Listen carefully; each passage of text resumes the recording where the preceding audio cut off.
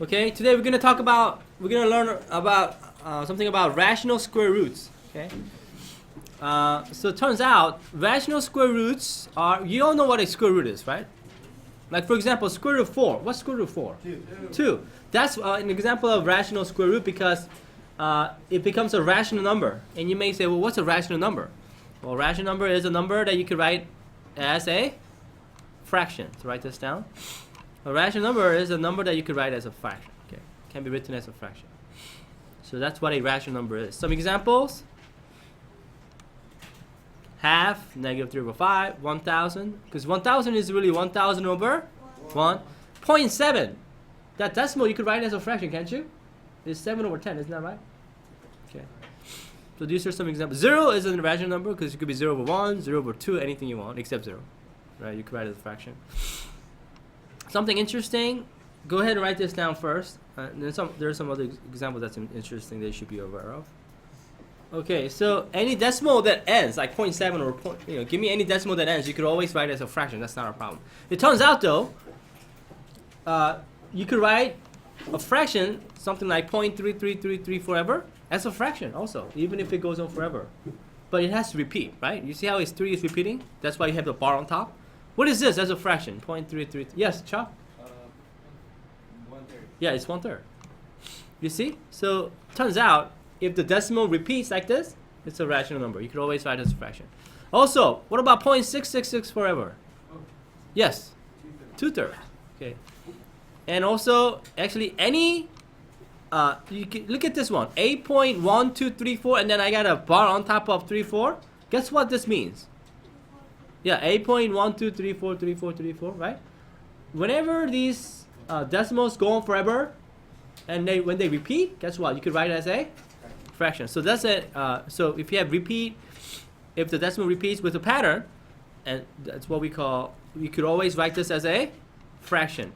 We're gonna learn this like later in other chapters, but it turns out you could always write this as a fraction.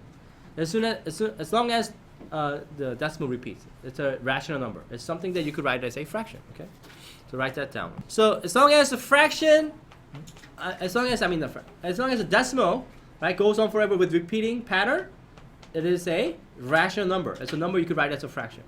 Of course, when the decimal stops, then of course you could write it as a fraction. So what are then irrational numbers? Because there are numbers, there are some numbers called irrational. Yeah, what are irrational numbers?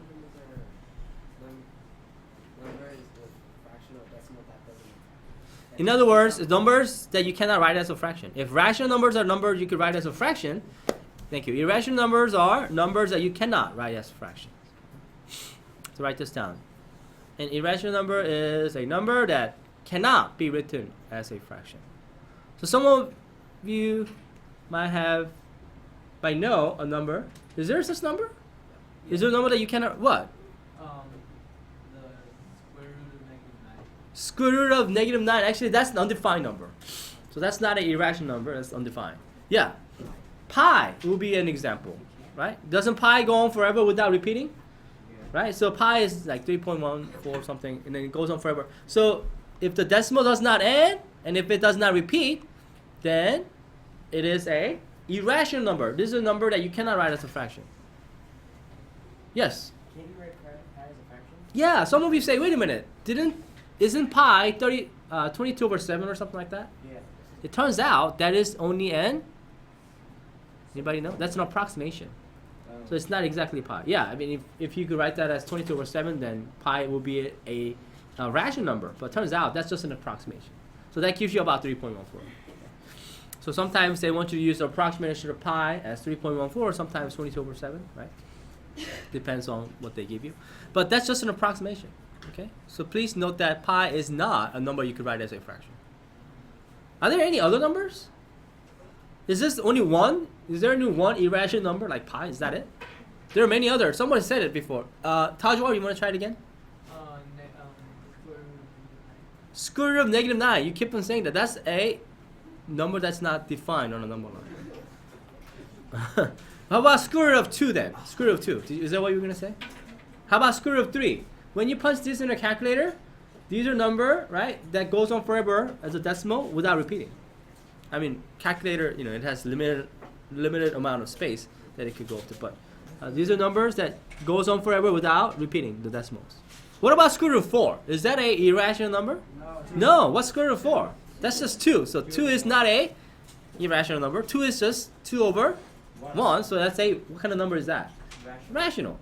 What about square root of 5? Yeah, that's irrational. What about square root of 6? Irrational. What about square root of 7? Irrational. What about square root of 8? Irrational. What about square root of 9? That's a rational number. What's square root of 9? That gives you 3. Can somebody tell me some other numbers? Like, what about, can somebody think about then? So these are examples of irrational number. But if you have square root of some number, it becomes a rational. Can you somebody give me another example? Like square root of 4 is 2, right? Square root of 9 is 3. Can somebody come up with another one? Yeah. Square root of 16. What's that equal to? 4. What about, good. Can somebody give me another one? Yes, Jason? 64. Square root of 64. What's that equal to? 8. Good. Yes. Square root of 100. That's also 10. That's a rational number. Yes. So then the square root of all 9 numbers is No, not quite. So somebody said, is square root of a prime number, is that irrational? Well, what about square root of 8? 8 is not a prime number. But that's still irrational, you see. Okay. So we're going to learn all that stuff later. Somebody give me another example. Yes. Square root of 25. What's that equal to? 5. Dana. Square root of 125. What's that equal to? I mean, square root of what? 121. What's that equal to? 11. Very good. Now, what are we naming these? Yes. 1,600. 1,600? 40. Okay. Is that 40? Very cheap. Okay. All right. Now, it turns out all those numbers you told me are called the, like 4, 25, 100. What are these numbers called? Numbers. It starts with P. They're called, yes? perfect square. Perfect square. So if you have square root of a perfect square, what kind of number do you get? Whole number. Rational number or irrational number? You get a rational number. So write this down. It turns out, this is a fact. If you have a square root of a perfect square, like for example some number square, I just wrote down a to the second power, right? You get a rational number. Okay. For example, look, square root of 4, isn't that square root of 2 squared? Don't you get 2? Square root of 9, isn't that 3? Square root of 3 squared, you get 3. Is 16. Don't you get square root of 4 squared? So it turns out the square root, and you could think about this as this way, square root and the square, they cancel each other out. Isn't that nice? So if you have a square root of a perfect square, it always becomes a rational number, and these are the kind of square roots that we're going to be talking about for today. Now, will every number work out this way when you have a square root of some number? No. But in this section, because we're going to talk about rational square roots, you're going to have square root of some perfect squares. So write this down. Okay, so guys, whenever you have square root of a perfect square, what do you get? You get a rational number. And please remember, if I have square root of something square, they cancel out. Does that make sense? Okay. So, by the way, what do we call this number that's inside of the square root? It doesn't have to be always perfect square, right? What do we call that number? Anybody know what that's called? Hold on. Here, let me move this up.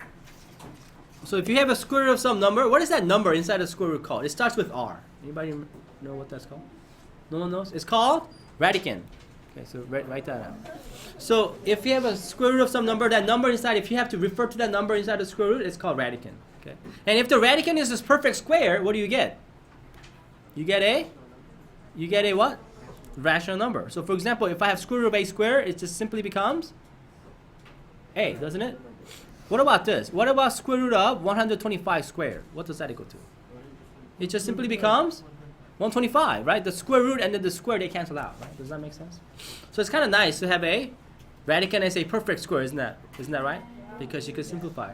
And on tonight's homework, you're going to have all this radicand perfect square because we're going to be talking about rational square roots. These are going to be rational numbers, not irrational. Are they always going to come? Will your radicand always be a perfect square? No. That's going to be, we're going to talk about the next section. But this section, you're going to get all these rational numbers, okay? You're going to have a square root of a perfect square, okay? So, let me talk about this now. So, it turns out Guess what we get if you add up all the irrational numbers plus all the rational numbers? 0. No, 0 is part of a rational. 0, 1, 2, 3, 4, 0.1, 0.2, those are all rational. So what do you get when you add up all the rational numbers plus all the irrational numbers? It makes up a? Rational. Irrational. No. Number is irrational or irrational. If you add them all up together, you simply get A number. the number line.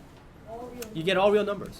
So it turns out all real numbers are made up of rational numbers and irrational.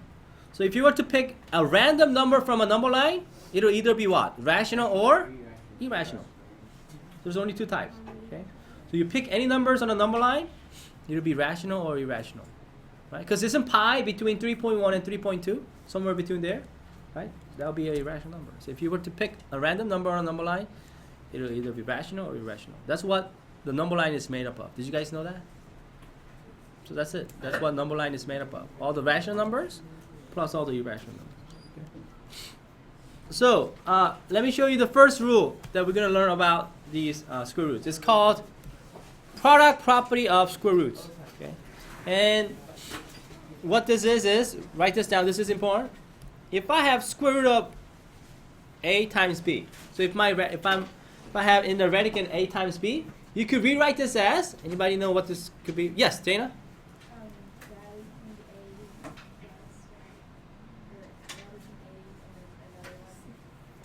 Yeah, so you could write this as another, you could separate this as a product. Square root of a times square root of b. Okay? Do you think it'll work for addition, a plus b? Can you separate them into square root of a plus square root of b? No, that would not work. That's why it's called product property.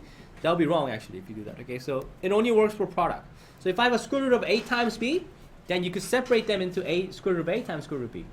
Not for additions or subtraction. It won't work. Okay, that'd be wrong. So it turns out with this rule, you could simplify these square roots really easily, knowing this rule. Okay, so let's do some examples. Okay, so let's move on now. So take a look at our first example. Okay, so I have square root of 900, right? Look at my radicand. It looks like it's already simplified, but so it turns out that you could actually simplify this further. What do you notice about this radicand, 900? It would be nice if you could write this as a product of a perfect squares, right? Because if you can, you know how to write, perfect squares as a rational number. So how would you rewrite this using perfect squares? Which 2 perfect squares can you multiply to get 900? 9 and 100. Wouldn't that be a nice one? Oh. So wouldn't this be square root of 9 times square root of 100? Right? Why do I want to do it this way? Why not do it as 2 times 450? Yeah, because they're not perfect squares. If you can, wouldn't it be nice if you have the radicand as a perfect square because we know how to simplify, right? So Aiden, what will square root of 9 become? 3. What's square root of 100? Yeah, and then look at the work I'm showing. This is the kind of work I want to see, okay? I know that in your head you know that square root of 9 is 3, but why is it 3? Because I get square root of 3 squared, right? And then the square root and the squares, they cancel out, right? And then so does for 10. So the answer simply becomes 30. Now, did anybody think of different way of separating this as a product? Because it'll work in the other ways. It's not just the way. This is not the only way to write as a product of perfect squares. Yes, Bella?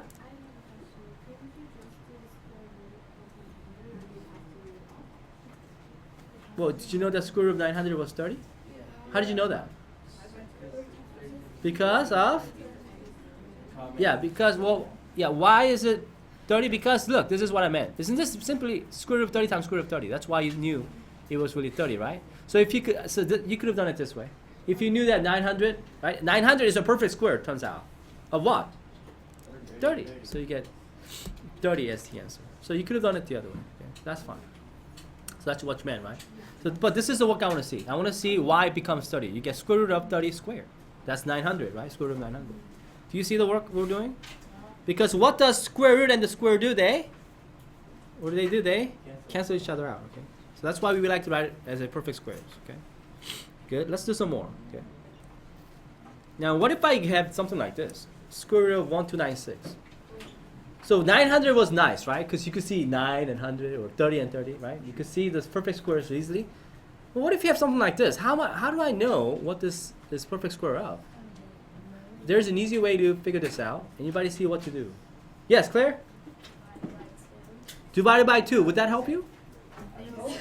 Okay, if you divide it by 2, you get what? 600 something, right? So how does that help us? You got the right idea. You're right. It turns out, is there a way to look at all the factors of 1296? Because if I could see all the factors of 1296, maybe I could figure out what the perfect square of this is. You don't know how to do that? We've done this before, guys. You could see what are the factors of 1296. Chris? You do what? You do a factor tree. Exactly right, guys. You guys remember factor tree?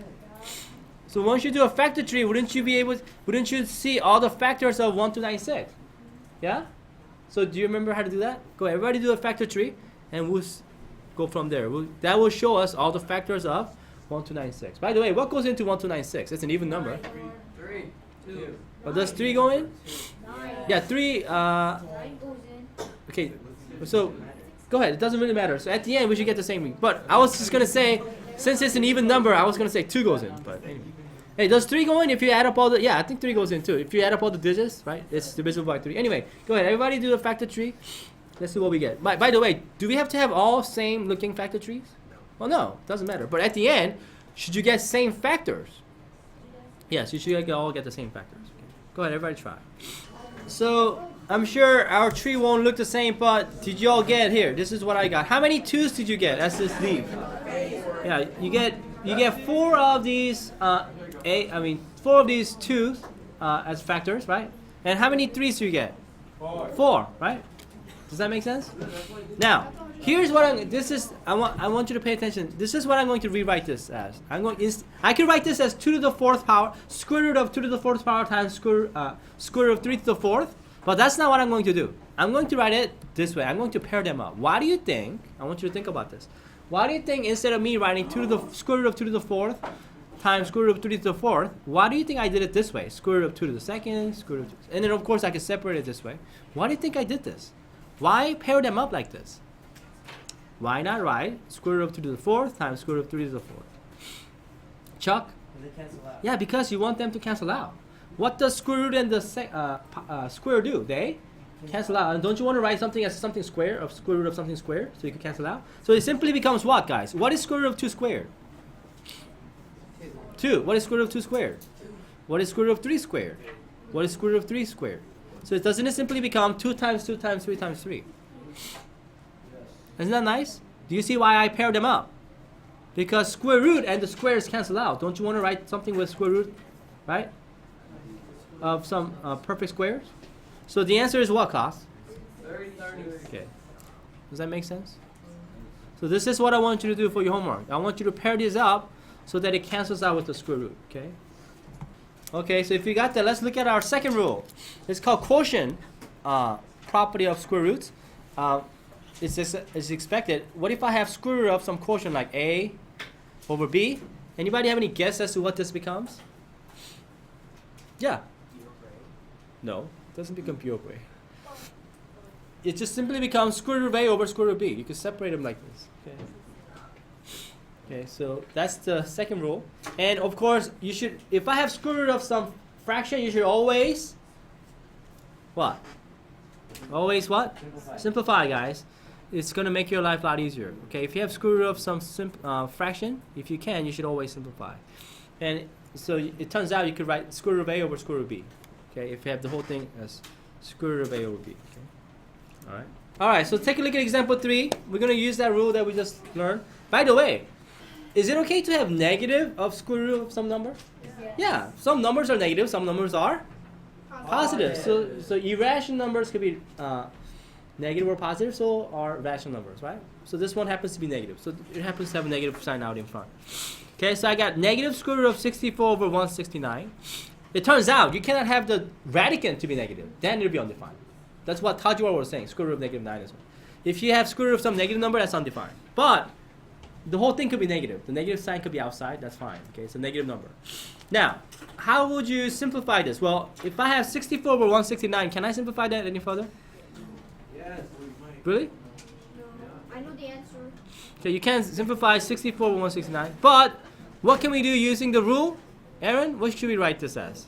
You could write square root of 64 over square root of 169. That's correct. Isn't this simply square root of 64 and square root of 169. And what do you know about square root of, 64 and 169? Aren't they perfect squares, right? 64 is perfect square of 8. 169 is perfect square of 13, right? So you see how they cancel out? You simply get negative 8 over 13. Really simple, isn't that right? Does that make sense?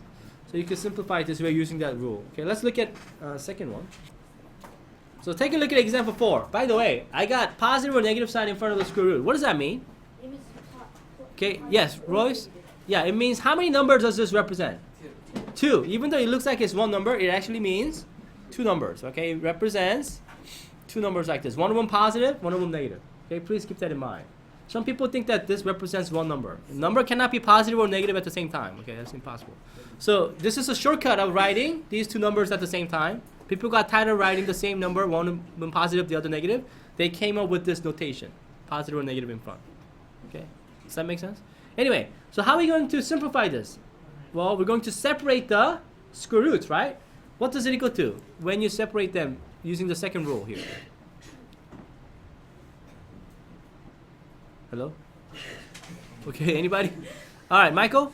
Square root of 576 over square root of 1. Yeah, you guys, square root of 576 over square root of 1225. And of course, do we know how to deal with these big radican? Yes. Yeah, all we have to do is what? Do a factor tree for each of these, right? Do a factor tree for 576 and 1225, because I don't know what they're perfect square of, okay? I don't even know if they're perfect squares. But if we do a factor tree, you will see, okay, what they are. Go ahead, everybody try. I'll wait, okay? So I'm hoping you all got something like this. I mean, it doesn't have to look alike, but for 576, how many 2's as factor do you get? 6 of them. How many 3's do you get? 2 of them. For 225, you get 2 5's and 2 7's. So all you have to do is write it this way. You notice how I wrote it as a pair. Square root of 2 squared, square root of 2 squared. I have 3 of those. And then square root of 3 squared. Doesn't that become just 2 times 2 times 2 times 3? And then I got square root of 5 squared and square root of 7 squared, which is 5 times 7. And don't forget the positive or negative because it represents 2 numbers, right? Does that make sense? Samara, what did you get as your answer? Yeah, you get 24 over 35. Which means negative 24 over 35 and then 24 over 35, right? It represents 2 numbers. How many people got this? Raise your hand. Okay, how many people see your mistake now? Okay, can you fix it now? I'll give you time. Go ahead and fix it. Help each other out. I'll wait. Okay. So can you do something like this for homework tonight? Any questions? Okay, good.